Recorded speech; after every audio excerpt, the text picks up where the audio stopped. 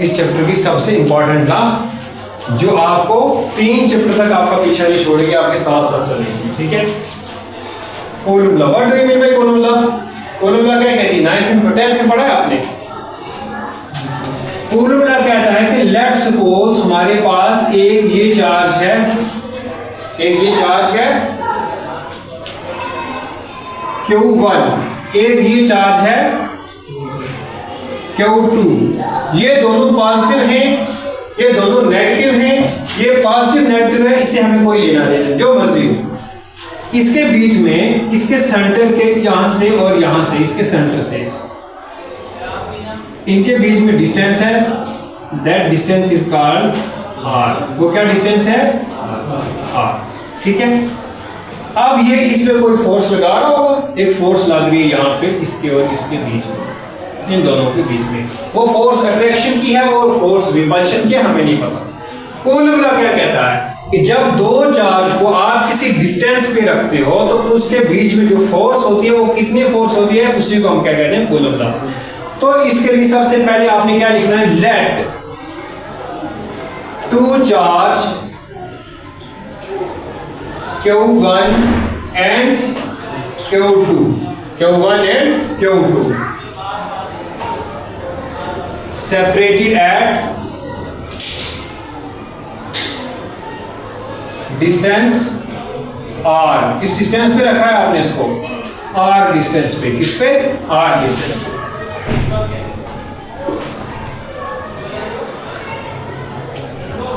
ठीक है,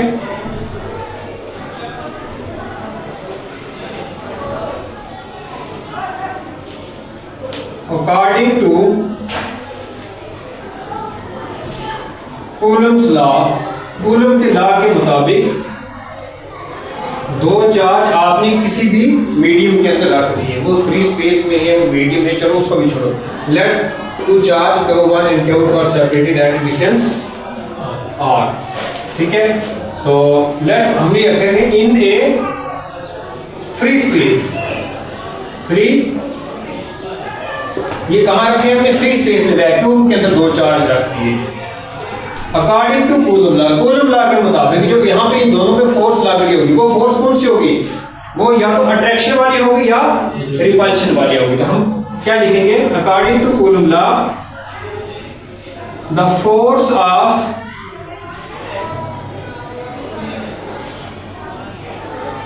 attraction or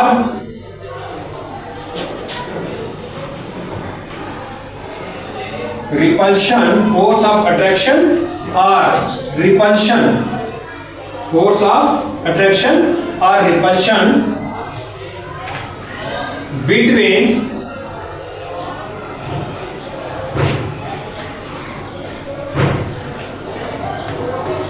between the charge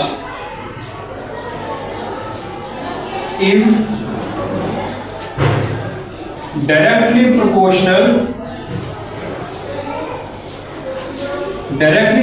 किसकी होगी?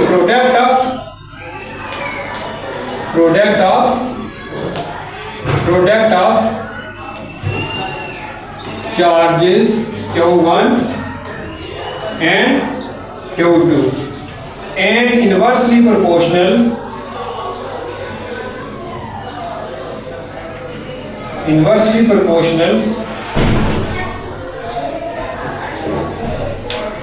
to square of distance between them।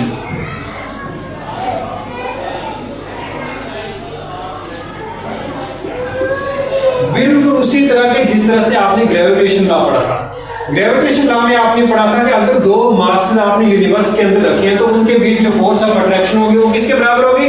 Directly proportional to the mass of two object m1 and m2 and inversely proportional to square of distance between them। लेकिन electrostatic force में क्या होगा कि वहां मास नहीं होती, वहां क्या होता है? चार्ज होता है, Q1 Q2, बस बाकी कुछ नहीं है।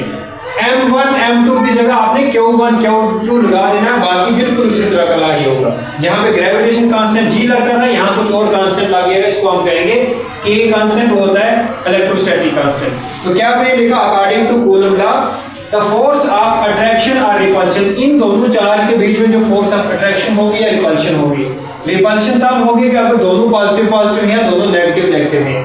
अट्रैक्शन तब होगी कि अगर एक पॉजिटिव है और दूसरा नेगेटिव है। इनके बीच जो फोर्स ऑफ अट्रैक्शन या रिपल्शन होगी वो क्या होगी? डायरेक्टली प्रोपोर्शनल होगी किसके? प्रोडक्ट ऑफ टू चार्ज, दो चार्ज का प्रोडक्ट ऑफ टू चार्ज कौन से? Q1 and Q2 and inversely proportional होगी किसके? Square of distance between them. Inversely proportional किसके? Square of distance between them. समझ आई आपको? क्या बनता है यहाँ पे? दो लॉ अभी हम लिखते हैं। F डायरेक्टली प्रोपोर्शनल किसके? फोर्स F डायरेक्टली प्रोपोर्शनल ये product of two charge Q1 and Q2 because the magnitude of charge is Q। Charge को किससे लिखा जाता है? Q से। जैसे ग्रेविटेशन में मास को m से लिखा जाता है, तो यहाँ मैग्नीट्यूड क्या है? चार्ज है। Q1 Q2 इसको बोलो इक्वेशन फास्ट। इनवर्सली प्रोपोर्शनल किसके है? इनवर्सली प्रोपोर्शनल, इनवर्स रिलेशन किसके साथ है? Square of r, square of because r is the distance between two charge. Inversely proportional 1/r का स्क्वायर। ये समझ आया आपको? आ गया? इसी को कंबाइन करो तो क्या बनता है? F directly proportional Q1 Q2 upon r square. Proportionality sign को हटा देंगे तो ग्रेविटेशन में लगता था G, तो यहां लगेगा A क्योंकि इलेक्ट्रोस्टैटिक फोर्स है। Q1 Q2 अपॉन r का स्क्वायर, कैपिटल R का स्क्वायर। ठीक है? where K is called, क्या कहेंगे इसको? Electrostatic constant. Electrostatic constant. तो K की वैल्यू किसके बराबर होती है?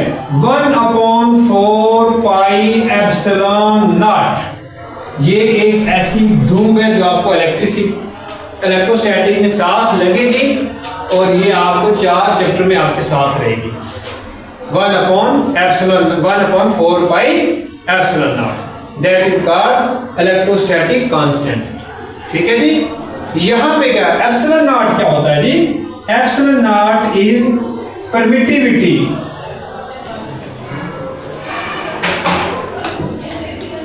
Permittivity of free space. मैंने चार्ज को किस में रखा है? फ्री स्पेस में। ये फ्री स्पेस में जो चार्ज की जो फोर्स चार्ज पे लग रही है उसको कितना ज्यादा परमिट करे, फोर्स को रोक, तो जैसे रेजिस्टेंस होता है ना, इसी तरह परमिट कितना कर रहा है फोर्स को। अगर स्पेस फ्री होगी तो एप्सिलॉन नॉट होता है। अगर स्पेस में कोई मीडियम है, लकड़ी के अंदर हमने चार्ज रख दिए, एयर के अंदर चार्ज रख दिए, तो एप्सिलॉन लगता है वहां पे। क्या लगता है? Only epsilon. लेकिन ये इसको याद रखना, एप्सिलॉन इसका नाम क्या है? एप्सिलॉन। ठीक है? तो जरा पुट करो ये वैल्यूज में, इसको इक्वेशन थर्ड मानो। थर्ड बिकम क्या बन जाएगी? Third become F is equal to Q1 Q2 upon 4 pi epsilon naught r का square. This is called electrostatic force. Last expression, final expression, final expression for electrostatic force और Coulomb force. Coulomb force की ये last expression है। F is equal to Q1 Q2 upon r square. ठीक है जी? समझ आया?